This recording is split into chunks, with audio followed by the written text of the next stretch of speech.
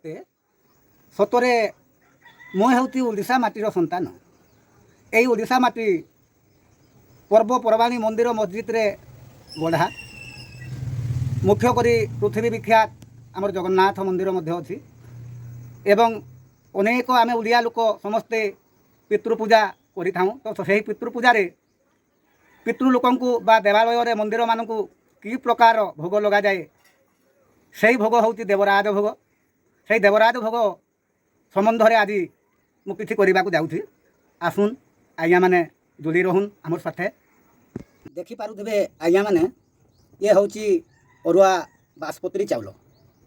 ये बासपत्री चाउल ताके प्रथमे धुआ जाइए। धोई साइला परे ताके छानी ताके टिके सुखा करदेवा।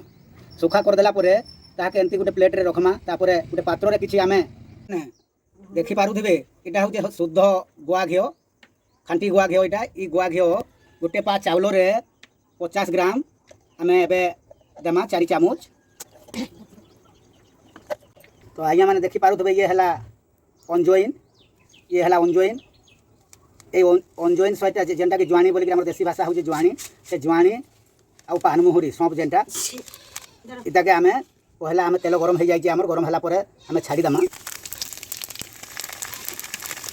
देखि पारुथिबे ये हला गाजर, अंगूर एवं सेव। इटा तार संगे अच्छे तुलसी पत्र। देखुथिबे तुलसी पत्र। ये हला नड़िया। ये समस्त से शुद्ध घिओ रे आमे ताहाके देइकरी ढालिकरी भाजी दमा। देखि पारुथिबे एटा हला नड़िया। नड़िया गोटा नड़िया के आनी करी ताहाके तार पानी फटैकरी पानीटा रखिकरी एमती पूरीकरी पकई दमा। तो आज्ञा माने हमर एबे हे जाइए। आमे 2 चामच दे दमा। ये हिंगु मध्य साधारण परिमाण रे आमे आधा चामच दमा। ये हूँ इलाची। इलाची एवं लवंग परिमाण हिसाब से आम देदमा। जी करबार थिला आम एबे तो 100 ग्राम चाउल करूँ।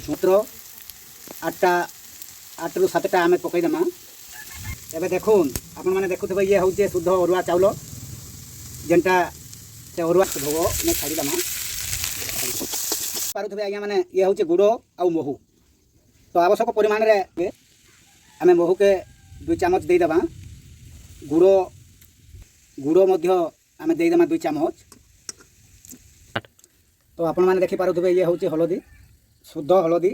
ये हलदी पाउडर साधारण परिमाण रे आम टिके ढाली दमा।